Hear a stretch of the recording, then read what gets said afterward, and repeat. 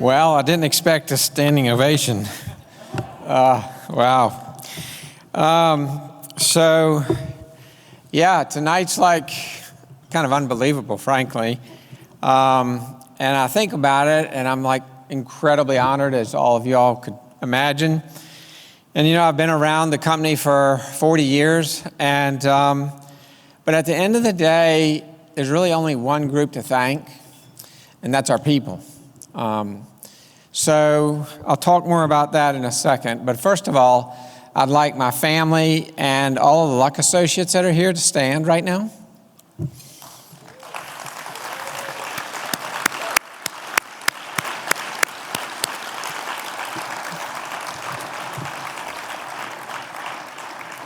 Thank you all. So these are the people plus whatever 950 others that are in Georgia to Virginia that have made this happen. And so I remember my grandfather well. We called him Pop Pop. He was a super cool guy. He was a people person. And so as you all saw earlier, he was inducted in 2013 into the Hall of Fame. And then my father in 2018, and I accepted on behalf of both of them because obviously my grandfather had passed away and my dad was having some health issues. But I have to say that along with this recognition, I think about this industry that we're all in. And y'all, I think this is the coolest industry in the world. I really do. Like,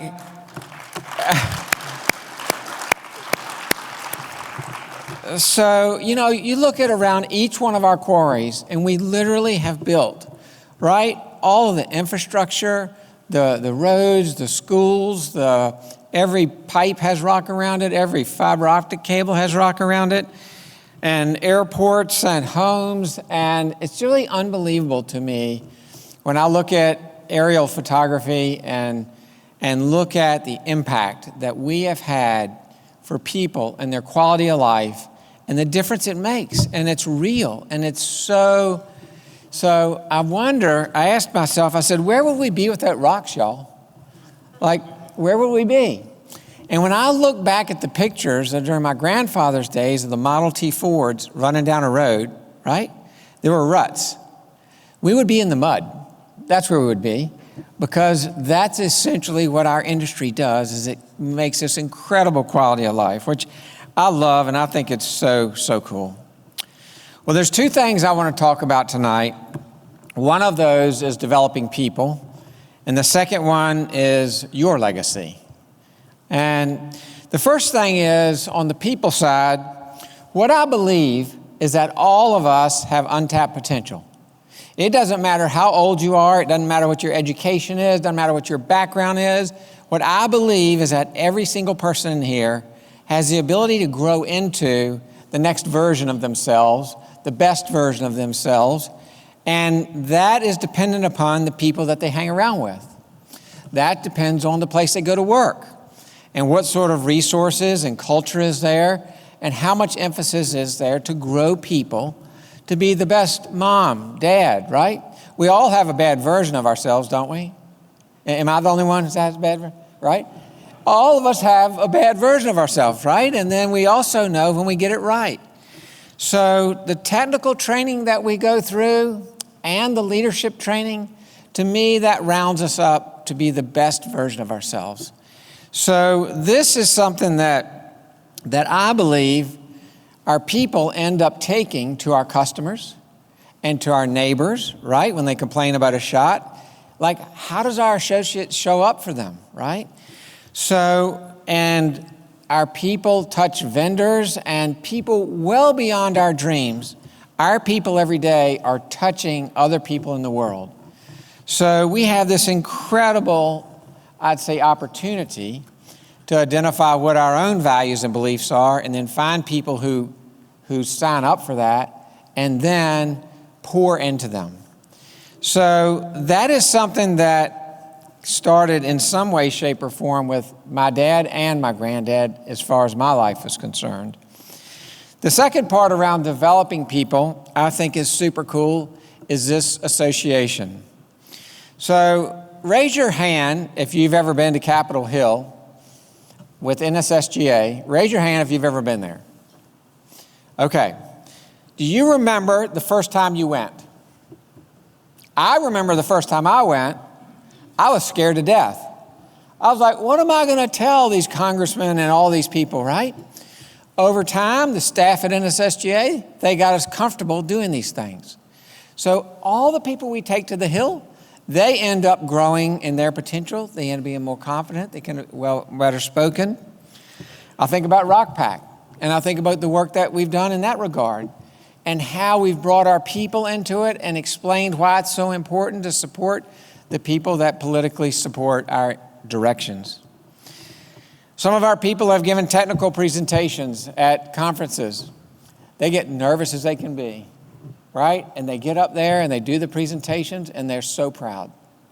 So this whole idea around igniting human potential happens right here in NSSGA, and it also happens in how we run our companies. So the second thing I want to chat just a little bit about is legacy. So what is legacy? Legacy is what we're going to be remembered for. Legacy is what's the difference we're going to make with our lives, whether it's with your kids, whether it's in your professional job. So I have to tell the story about my grandfather, Pop.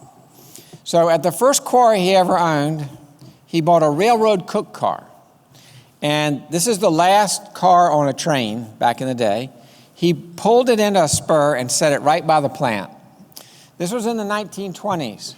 So people were riding mules to work. They were walking to work with their lunchbox. And Pop had breakfast made in the cook car every morning.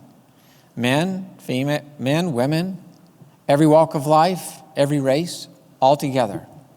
To build community and connection and to tell stories and for people to learn from each other. Like this was unheard of back then. So then my dad came along, and for years he saw every employee, he'd get sick every Thanksgiving and Christmas because he'd been seeing all the employees. He'd get them in his car, he'd hop in the loader, he'd have a big time with them. But his dad coined this phrase, "we care." So those were these two guys' legacies, and this is what I grew up around, and this is what our people grew up around. So today, our values-based leadership is how we do what? We crush rocks, that's the what. The how is our values that determine our behaviors. So when I think about what do you want to be remembered for, I want you to think about who are you authentically? What is the real you? And what is the difference you can make, whether it's with your family or your company or your culture, and the impact is enormous. So this is the reason that we've been 100 years in business. This is the reason that we have been we're in our fourth generation. So I have huge gratitude for everyone in this room. So many of you all have taught me so much. You've mentored me. I've had so much fun in this industry and built great friendships. I also want to congratulate the family of Lewis Johnson and all the difference that they made. I want to congratulate Tom Hill. How does a guy lead 187 acquisitions? Like, that's mind-boggling to me. And I want to congratulate Neil Heiss. You know, Neil has always been the guy with the grit. He would always be the one to say what really needed to be said. And it was true. So Neil, I have so much respect for both you and Tom and for the family of the Lewis Johnson family. So to all of our associates, this is your 2024 Pit and Quarry Hall of Fame Award. Congratulations to you all.